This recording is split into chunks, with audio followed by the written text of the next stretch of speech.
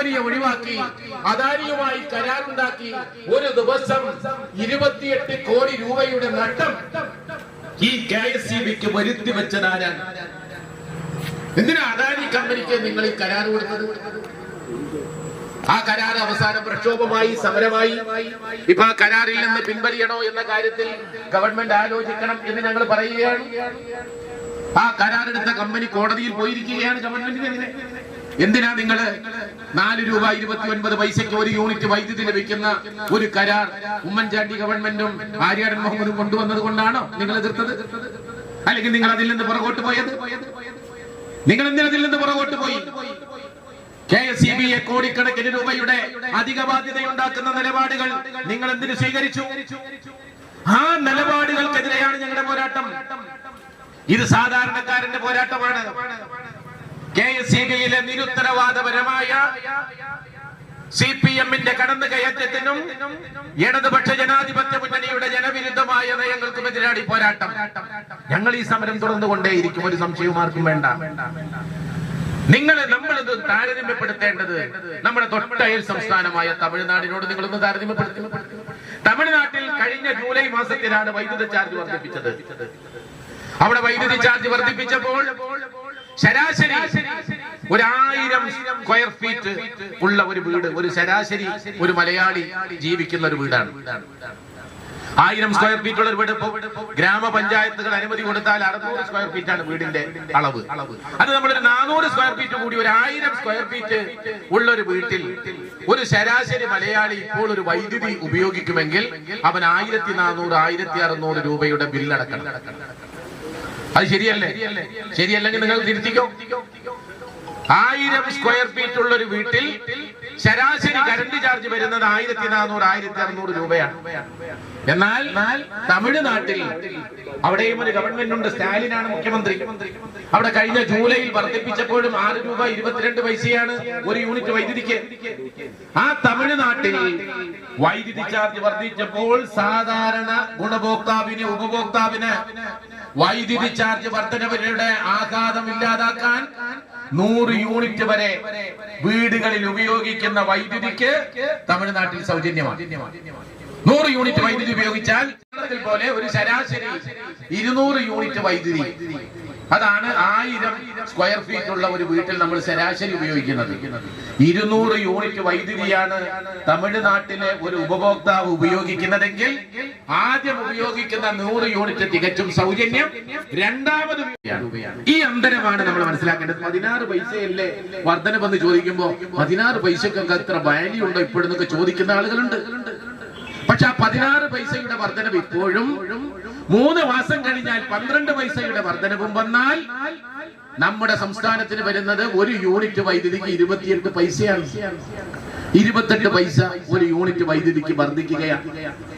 ഇതാർക്ക് വേണ്ടിയിട്ടാണ്? അദാനിയിൽ നിന്ന് വലിയ പണം കൊടുത്ത് 12 രൂപ ഒരു യൂണിറ്റ് വൈദ്യുതി കൊടുത്ത് അദാനി കമ്പനിയിൽ നിന്ന് വൈദ്യുതി വാങ്ങാൻ തീരുമാനിക്കുന്നു ഈ ഗവൺമെന്റ്. ഇതാരെ തീറ്റിപ്പറ്റാനാണ്? എന്തിനു വേണ്ടിയിട്ടാണ് ഈ ഗവൺമെന്റ്? ഇതൊരു വൈദ്യുതി മേഖല മാത്രമാണോ? എല്ലാ മേഖലയിലും കെടുകാര്യസ്ഥതയല്ലേ നിങ്ങളുടേത്? ഉചിതമായ ഒരു നടപടി സ്വീകരിക്കാൻ നിങ്ങൾക്ക് കഴിയുന്നുണ്ടോ? അത് ഈ ഗ്രാമപഞ്ചായത്ത് മുതൽ മുകളിലുള്ള സംസ്ഥാനം ഭരിക്കുന്ന ഗവൺമെന്റ് വരെ എന്ത് നിലപാടാണ് നിങ്ങൾ സ്വീകരിക്കുന്നത്? ഈ നിലപാടിനെതിരെ, ഈ ജനവിരുദ്ധ നയങ്ങൾക്കെതിരെയുള്ള പോരാട്ടം നമ്മൾ നടത്തണ്ടേ? പിണറായി ചെയ്തുകൊണ്ടിരിക്കുന്നത് എന്താ? പിണറായി വിജയൻ BJPയെ തെറ്റിക്കാതിരിക്കാൻ, അതാണല്ലോ 4 രൂപ 29 പൈസക്ക് കിട്ടുന്ന വൈദ്യുതി BJPയുടെയും നരേന്ദ്രമോദിയുടെയും ബിനാമിയായ ഗൗതം അദാനിക്ക്, അദാനിയുടെ ഗ്രൂപ്പിന് 6 രൂപ മുതൽ 12 രൂപയ്ക്ക് വരെ വൈദ്യുതി വാങ്ങിക്കാനുള്ള കരാറുണ്ടാക്കിയത് ആരെ പ്രോത്സാഹിപ്പിക്കാനാണ്? ആരെ പ്രീതിപ്പെടുത്താനാണ്? അത് പ്രീതിപ്പെടുത്തുന്നത് BJPയാണ്, നരേന്ദ്രമോദിയെ പ്രീതിപ്പെടുത്താനാണ്. BJPയെ പ്രീതിപ്പെടുത്താൻ ഇപ്പോ തൃശൂരിലെ പൂരം കലക്കിയ കേസിൽ പ്രതിയായ അനധികൃത സ്വത്ത് സമ്പാദിച്ചു എന്ന് നിങ്ങളുടെ കൂടെയുള്ള ഒരു MLA പറഞ്ഞ കോഴിക്കോട്ടെ മാമി എന്ന് പറയുന്ന വസ്തു വിൽപ്പനത്തിന്റെ ഇടനിലക്കാരൻ കാണാതായിട്ട് വർഷങ്ങൾ കഴിഞ്ഞു. അദ്ദേഹത്തെ കൊന്നത് അജിത് കുമാർ, അദ്ദേഹം കൊല ചെയ്യപ്പെട്ടു. അത് കൊന്നത് അജിത് കുമാറാണെന്ന് പറഞ്ഞത് ഇടതുപക്ഷ ജനാധിപത്യ മുന്നണിയുടെ MLA അൻവറല്ലേ? ആ ഗുരുതരമായ പ്രധാനപ്പെട്ട 3 ആരോപണങ്ങളും 3 അന്വേഷണവും നേരിടുമ്പോഴല്ലേ കഴിഞ്ഞ ബുധനാഴ്ച ചേർന്ന മന്ത്രിസഭ അജിത് കുമാറിനെ DGP ആക്കി ഉയർത്തിയത്? ഇതാരെ ബോധ്യപ്പെടുത്താനാണ്? ഈ DGP ആയിരുന്നില്ലേ BJP-യുടെ നേതാക്കന്മാരെ ഹൊസബല്ലയെ തൃശൂരിൽ വെച്ച് അദ്ദേഹത്തിന്റെ ഔദ്യോഗിക വാഹനം ഉപയോഗിച്ച്, അദ്ദേഹത്തിന്റെ യൂണിഫോം ഉപയോഗിച്ച് RSSന്റെ അഖിലേന്ത്യാ നേതാവ് ഹൊസബല്ലയെ തൃശൂരിൽ പോയി ആരും കാണാതെ പോയി പിണറായി വിജയന്റെ ദൂതനായി പോയി കടന്നു വന്ന് സംസാരിച്ചത്? ഇദ്ദേഹമല്ല തിരുവനന്തപുരത്ത് RSSന്റെ നേതാവ് രാം മാധവിനെ ആരും അറിയാതെ പോയി കണ്ടത്? BJP-യുമായി പിണറായി വിജയന്റെ ഇടയിൽ നിൽക്കുന്നു, ഇടനിലക്കാരനായിട്ട് പ്രവർത്തിക്കുന്നു എന്ന ഒറ്റ കാരണത്താൽ അജിത് കുമാർ എന്ന് പറയുന്ന ഒരു ക്രിമിനലിനെ IPS ഉണ്ട് അദ്ദേഹത്തിനെതിരെ അന്വേഷണം പ്രഖ്യാപിച്ച ഒരു ഗവൺമെന്റ്, ആ ഗവൺമെന്റ് തന്നെ അദ്ദേഹത്തെ DGP സ്ഥാനത്തേക്ക് ഉയർത്തുന്നതിന് വേണ്ടിയിട്ടുള്ള അംഗീകാരം കൊടുക്കുന്നു. എവിടേക്കായി ഗവൺമെന്റ് പോകുന്നത്? ഞാൻ എന്റെ പ്രസംഗം ദീർഘിപ്പിക്കുന്നില്ല. ജനങ്ങളൊക്കെ വലിയ പ്രതിഷേധത്തിലാണ്. ആ പ്രതിഷേധം ഇങ്ങനെ നടന്നുകൊണ്ടിരിക്കുകയാണ്. ആ പ്രതിഷേധത്തിനൊപ്പം ജനങ്ങളുണ്ട് എന്നതിന്റെ തെളിവാണ് ഏതാനും ദിവസങ്ങൾക്ക് മുമ്പ് കേരളത്തിൽ നടന്ന തദ്ദേശ സ്വയംഭരണ സ്ഥാപനങ്ങളിലേക്ക് നടന്ന ഉപതെരഞ്ഞെടുപ്പ് ഫലം. ജനങ്ങൾ അവർക്ക് ഒരു അവകാശം കിട്ടുമ്പോൾ അത് പ്രകടിപ്പിക്കുകയാണ്. 3 പഞ്ചായത്തുകളുടെ ഭരണമാണ് ഇടതുപക്ഷ CPM-ന്റെ കൈകളിൽ നിന്ന് നഷ്ടപ്പെടുന്നത്. തൃക്കലങ്കോട് ജില്ലാ പഞ്ചായത്ത് ഡിവിഷനിൽ 1060 വോട്ടിനാണ് ഉണ്ണികൃഷ്ണൻ ജയിച്ചത്. ആ ഉണ്ണികൃഷ്ണന്റെ മരണശേഷം നടന്ന തെരഞ്ഞെടുപ്പിൽ ഞങ്ങൾ ജയിക്കുന്നത് 7000-ന് അടുത്ത വോട്ടിനാണ്. അവിടെ ഒരു പഞ്ചായത്തിൽ CPM-ന്റെ പ്രതിനിധി ജയിച്ച വാർഡ്, അവിടെ നടന്ന ഉപതെരഞ്ഞെടുപ്പിൽ UDF-ന്റെ സ്ഥാനാർത്ഥി ജയിക്കുന്നത് 670 വോട്ടിനാണ്. മഞ്ചേരി നഗരസഭ, ആ നഗരസഭ ഉണ്ടായ കാലം തൊട്ട് CPM-നെ മാത്രം വിജയിപ്പിച്ച ഒരു ഡിവിഷൻ കോൺഗ്രസിന്റെ ഫൈസൽ കൈപ്പത്തി ചിഹ്നത്തിൽ മത്സരിച്ചിട്ട് വിജയിക്കുന്നത് 40 വർഷത്തെ CPM-ന്റെ കുത്തക തകർത്തുകൊണ്ടാണ്. ജനങ്ങളെല്ലാം കടുത്ത പ്രതിഷേധത്തിലാണ്. അതുകൊണ്ട് ഞങ്ങൾക്ക് പറയാനുള്ളത്, ഈ ജനരോഷം മനസ്സിലാക്കിക്കൊണ്ട് അനിയന്ത്രിതമായിട്ട് വർദ്ധിപ്പിച്ച, കേരളത്തിലെ ജനങ്ങളുടെ മേൽ അധികഭാരമേൽപ്പിച്ച ഈ വൈദ്യുതി ചാർജ് വർധനവ് പിൻവലിക്കണം എന്ന് ഓർമ്മപ്പെടുത്തുകയാണ്. ഗ്രാമപഞ്ചായത്ത് ഓഫീസിന്റെ മുന്നിലാണ് KSEB ഓഫീസ്. ഞങ്ങൾക്കൊരു കാര്യം ഗ്രാമപഞ്ചായത്ത് അധികൃതരോട് പറയാനുള്ളത്, ഈ പഞ്ചായത്തിന്റെ തീരദേശ മേഖലയിലെ ജനങ്ങൾ ആകെ ഭീഷണിയിലാണ്. ഭയപ്പാട് കൊണ്ടാണ് ഓരോ ദിവസവും അവർ കഴിയുന്നത്. പുലിയുടെ സാന്നിധ്യം അവിടെ ഉണ്ട് എന്ന് ഫോറസ്റ്റ് ഉദ്യോഗസ്ഥന്മാർ കണ്ടെത്തിയിരിക്കുന്നു. ജനങ്ങൾ ആശങ്കയിലാണ്. വൈകുന്നേരം കഴിഞ്ഞാൽ ജനങ്ങൾക്ക് പുറത്തിറങ്ങി നടക്കാൻ കഴിയുന്നില്ല. അവിടെ പുലിയെ പിടിക്കുന്നതിന് വേണ്ടി കൂടൊരുക്കി കാത്തിരിക്കുകയാണ്. അവിടെയാണ് ഈ ഗ്രാമപഞ്ചായത്ത് ഫ്ലഡ് ലിറ്റ് സ്റ്റേഡിയം പോലെ ലൈറ്റ് ഇട്ട് വോളിബോൾ ടൂർണമെന്റ് നടത്താൻ തീരുമാനിച്ചിരിക്കുന്നത്. ഇത്തരത്തിൽ ഭയാനകരമായ ഒരു സാഹചര്യം നിൽക്കുന്ന പ്രദേശങ്ങളിൽ സർക്കാരിന്റെ പഞ്ചായത്തിന്റെ ഉദ്യോഗസ്ഥന്മാർ ജനങ്ങൾ 6 മണി കഴിഞ്ഞാൽ പുറത്തിറങ്ങരുത്, വീടുകളിൽ പോയി താമസിക്കണം, പുലി ഇറങ്ങും, പുലി ഇറങ്ങിയാൽ പുലിയെ പിടിക്കാൻ കൂട് സ്ഥാപിച്ചിട്ടുണ്ട് എന്ന് പറയുന്ന അതേ ഗ്രാമപഞ്ചായത്ത് അവിടെ രാത്രി 7 മണിക്ക് ശേഷം വോളിബോൾ നടത്താൻ തീരുമാനിച്ചിരിക്കുന്നു. പടിഞ്ഞാറക്കരയിൽ പുലി വന്നതിന് 50 മീറ്റർ അപ്പുറത്ത്. നിങ്ങൾ ആരുടെ കൂടെയാണ്? തീരദേശ ജനങ്ങളുടെ ഭയപ്പാടോട് കഴിയുന്ന, അവരുടെ ഭയപ്പാട് അകറ്റേണ്ട ഒരു ഗ്രാമപഞ്ചായത്ത് എടുക്കേണ്ട തീരുമാനമാണോ ഇത്? അതുകൊണ്ട് അടിയന്തരമായി അവിടെ ഭീതിയിലാക്കിക്കൊണ്ടിരിക്കുന്ന ആ ഭീതി മാറാതെ അത്തരത്തിലുള്ള പരിപാടികളിൽ നിന്ന് ഗ്രാമപഞ്ചായത്ത് പുറകോട്ട് പോകണം എന്ന് സാന്ദർഭികമായിട്ട് ഓർമ്മപ്പെടുത്തുകയാണ്. അതുകൊണ്ട് സംസ്ഥാന ഗവൺമെന്റ് അനിയന്ത്രിതമായിട്ട് വർദ്ധിപ്പിച്ച ഈ നികുതി ഭാരം, ഈ വൈദ്യുതി ചാർജ് വർധനവ് പിൻവലിക്കണം. മറ്റൊന്നുകൂടി KPCC ആഹ്വാനം ചെയ്തിട്ടുണ്ട്. ഡോക്ടർ BR അംബേദ്കർക്കെതിരെയുള്ള BJP-യുടെ അധിക്ഷേപകരമായ പരാമർശത്തിനെതിരെ കോൺഗ്രസും UDF-ഉം ഇന്ത്യയിലെ സാധാരണ ജനങ്ങളും കടുത്ത പ്രതിഷേധത്തിൽ. ആ പ്രതിഷേധം അറിയിക്കാൻ കൂടി ഞങ്ങൾ ഈ പ്രതിഷേധത്തിന്റെ വേദി ഉപയോഗപ്പെടുത്തുകയാണ്. BR അംബേദ്കറെ പാർലമെന്റിനകത്ത് വെച്ച് അമിത്ഷാ അധിക്ഷേപിക്കുകയാണ്. അംബേദ്കർ അംബേദ്കർ അംബേദ്കർ പറയുന്നത് ഒരു ഫാഷനാണെന്ന് പറയുന്നു. ആരാണ് അംബേദ്കർ എന്ന് ഈ അമിത്ഷാക്ക് വല്ല വിവരമുണ്ടോ? അമിത്ഷാ കയറി വന്ന പടവുകൾ അങ്ങനെയല്ലല്ലോ. BR അംബേദ്കർ ഇന്ത്യയിലെ അധസ്ഥിത ജനവിഭാഗത്തിന്റെ പ്രതിനിധിയായിട്ട് വന്നതാണ്.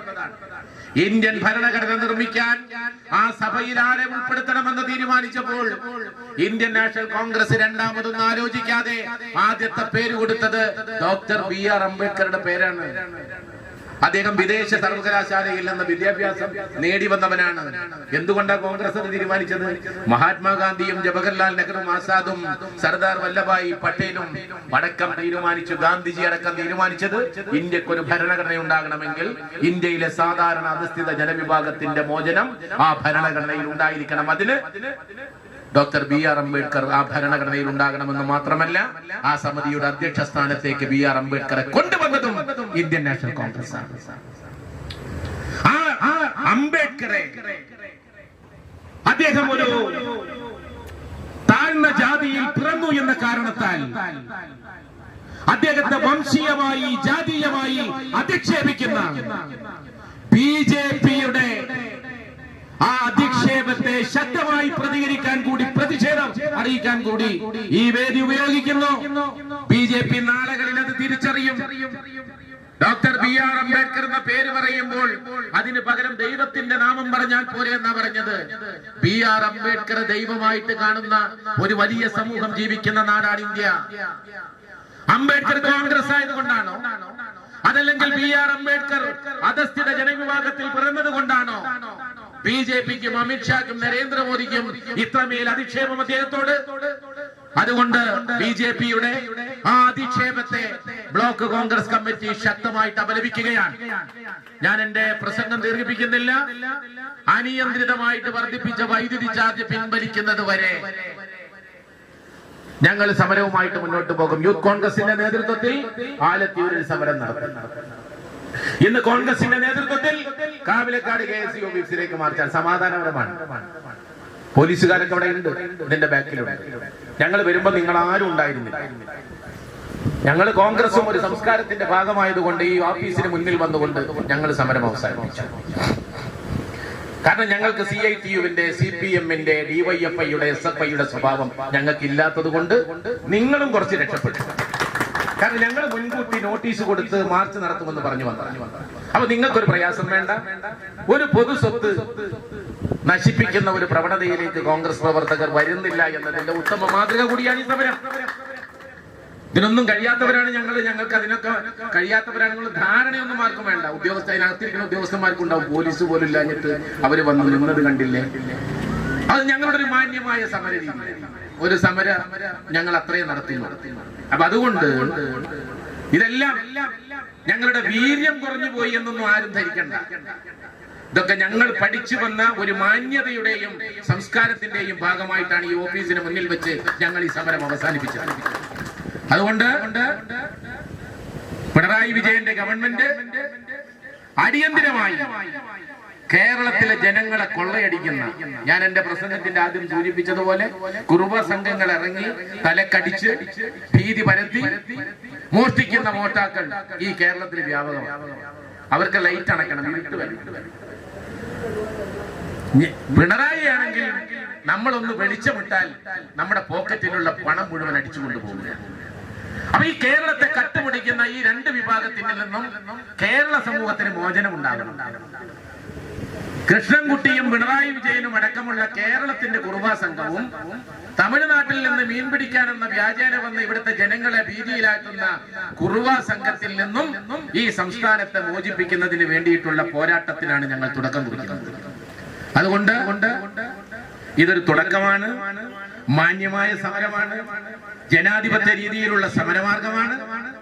ഇത് കണ്ടില്ലെന്ന് നടിക്കാൻ പിണറായി വിജയൻ ഇനിയും ശ്രമിച്ചാൽ ഈ സമരം അതിശക്തമായിട്ട് മുന്നോട്ട് കൊണ്ടുപോകാൻ കോൺഗ്രസും UDF തീരുമാനിച്ചിട്ടുണ്ട്. ഇത് അതിന്റെ പ്രതീകാത്മകമായ ഒരു പ്രതിഷേധമാണ് ഇന്ന് കാവിലക്കാട് KSEB ഓഫീസിലേക്ക് നടത്തിയത്. ഈ നല്ല സമരം ഈ പ്രതികൂലമായ സാഹചര്യത്തിലും നൂറുകണക്കിന് ആളുകളെ സംഘടിപ്പിച്ച് ഈ KSEB ഓഫീസിലേക്ക് മാർച്ച് നടത്തിയ മംഗലം ബ്ലോക്ക് കോൺഗ്രസ് കമ്മിറ്റിയെ, മലപ്പുറം ജില്ലാ കോൺഗ്രസ് കമ്മിറ്റിക്ക് വേണ്ടി എല്ലാവിധ അഭിവാദ്യങ്ങളും നേർന്നുകൊണ്ട് ഈ സമര പരിപാടിയുടെ ഔപചാരികമായ ഉദ്ഘാടന കർമ്മം നിർവഹിച്ചതായി അറിയിച്ചുകൊണ്ട് നിർത്തുന്നു. ജയ് ഹിന്ദ്, ജയ് കോൺഗ്രസ്.